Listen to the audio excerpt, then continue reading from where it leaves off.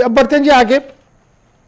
जरा बात अब ज़राअत की भी आपके सामने रख देते हैं जी, क्योंकि मामला एग्रीकल्चर का है और आहिस्ता आहिस्ता करके जम्मू कश्मीर की एग्रीकल्चर जमीन जो है वो खत्म हो रही है, या तो वो कमर्शियल में कन्वर्ट हो रही है या अब पैडी फील्ड जो है वो हॉर्टिकल्चर की ओर जा रही है। और पिछले 2 दहाइयों के दौरान एक अच्छी खासी तादाद में जमीन जो है वो कन्वर्ट की गई, और माहिरीन का मानना है, एक्सपर्ट्स का मानना है, अगर ये ट्रेंड इसी तरीके से शुरू रहा तो आने वाले सिर्फ चंद सालों के अंदर अंदर हमने 100% चावल जो है वो बाहर से मंगवाना होगा। नंबर 1। नंबर 2 जो सवाल खड़े किया जा रहा है वो ये है कि एग्रीकल्चर प्रोडक्ट्स जब बनते हैं, जो हमारा खेती वाला काम है, इसमें ज्यादा पैसा इन्वेस्ट होता है और आउटकम इसका कम है। इस वजह से नौजवान इसकी ओर जा नहीं रहे और हॉर्टिकल्चर को प्रेफर कर रहा है, यानी वो सेब के बागात लगा रहा है और सिर्फ वन टाइम इन्वेस्टमेंट के तौर पर देख रहा है। एक छोटी सी मिसाल आपके सामने रखूंगा जी, साउथ कश्मीर का कुलगाम बेल्ट, जिसे हम राइस बाउल कहा करते थे,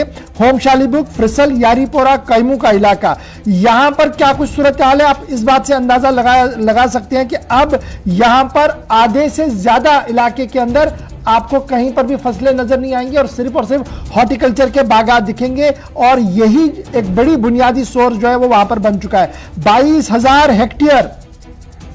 जो इस वक्त जो है प्रेजेंटली पैडी फील्ड के अंदर है और 237 करोड़ रुपया उसका सालाना आमदनी भी बताई जा रही है। लेकिन अब आहिस्ता आहिस्ता करके जो है हर तरफ से इसी तरीके की सूरत हाल, साउथ के बाद नॉर्थ की ओर आप जाएंगे, वहां पहले ही कम था लेकिन वहां पर भी अब सूरत हाल यही बनती हुई नजर आ रही है। और सेंट्रल कश्मीर जो हमारा बड़गाम और गांधरबल है, बड़गाम के अक्सर इलाकों के अंदर जहां पर बहुत ही अच्छा चावल पैदा होता था, अब लोगों ने या तो चावल लगाना बंद कर दिया है, दान की पनीरी लगाना बंद कर दिया है, या आगे उसे अब कन्वर्ट करके या तो कल्चरल कंस्ट्रक्शन में कन्वर्ट कर दिया, ईंट भट्ठों के लिए दे दिया है, या अब कहीं बचा है तो उसके ऊपर हॉर्टिकल्चर सेक्टर लग रहा है। तो हॉर्टिकल्चर आना एक अच्छी चीज है, लेकिन जिस तरीके से चल रहा है क्या ये सही डायरेक्शन में जा रहा है, ये एक बड़ा सवाल है। जानने के लिए सीधे हिलाल के पास चलेंगे जी, श्रीनगर हमारे साथ ज्वाइन कर चुके हैं। हिलाल, बहुत शुक्रिया जी ज्वाइन करने के लिए। जीडीपी बढ़ानी है तो कहा जा रहा है जनाब किसानों की भरपूर खिदमत की जाए, मुल्क के अंदर किसानों की खिदमत की, उनकी इनकम को डबल करने की बात हो रही है, ट्रिपल करने की बातें हो रही है। लेकिन जब मैं कश्मीर के जाविये से इसको देख रहा हूं, जमीन सुकट रही है, जमीन खत्म हो रही है। जहां पर हमारी धान की पनीरी की फसल लगती थी, अब या तो वहां पर कंस्ट्रक्शन खड़ा हो गया है या हॉर्टिकल्चर ले चुका है। क्या कुछ माहिरीन कह रहे हैं, क्या कुछ एक्सपर्ट्स की राय है इस पूरे मामले पर? देखिए गौर, जम्मू कश्मीर के अंदर खासतौर पर कश्मीर वैली के अंदर जो जमीन पैडी फील्ड्स के लिए जहां पर धान की क्रॉप या धान की फसल तैयार की जाती थी, जब हम 2 डेकेड यानी 2 दहाई पहले का जिक्र करते हैं तो यहां पर ही इसका लेबर भी हुआ करता था। जो मजदूर है या जिसके पास भी लैंड होती थी वो खुद ही ये इसकी काश्तकारी करते थे और उसके बाद उसका जो इस्तेमाल है उस चावल का, उस दान का, वो जम्मू कश्मीर होता था। लेकिन जब से हमने देखा कि गवर्नमेंट की जानब से चावल की सप्लाई जम्मू कश्मीर के अंदर या पूरे मुल्क की तरह जम्मू कश्मीर के अंदर भी की गई है, वो सप्लाई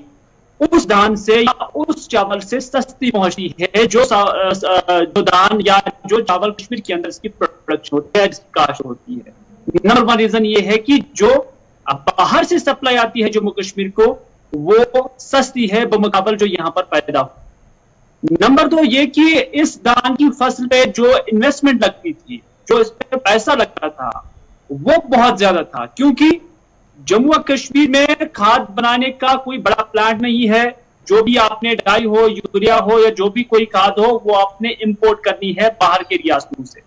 तो यहां पर वो काफी महंगी पहुंचती हैं। और दूसरी चीज, आज 2 दहाई के बाद कश्मीर के अंदर अब कोई भी ज्यादातर जो लोग हैं वो या तो नौकरियां करते हैं, प्राइवेट सेक्टर के अंदर है, लेकिन एग्रीकल्चर या फार्मिंग के लिए वो अपने आप को दूर करते हैं। तो इस तरह से यूपी, बिहार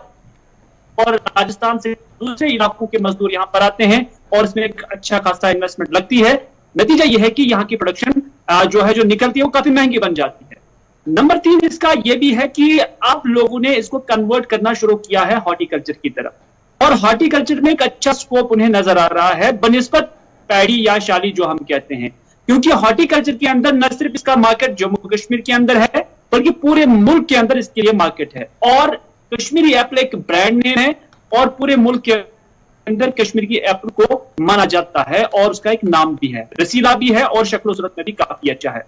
नंबर 3, कोई ऐसी जो वैरायटी है जम्मू कश्मीर के अंदर, खासतौर कश्मीर वैली के अंदर अभी ज्यादातर मुतारिफ नहीं की गई है कि जिसकी प्रोडक्शन यहाँ के मौसमी हालात, यहाँ के माहौलियात के मुताबिक ऐसी हो कि जैसे पंजाब के अंदर है या जैसे किसी और स्टेट के अंदर है। अभी वो प्रोडक्शन यहाँ पर नहीं हो पाई है। सिर्फ एक वैरायटी जिसे मुश्क बज्जी कहते हैं, उसका एक मार्केट वैल्यू कश्मीर के अंदर है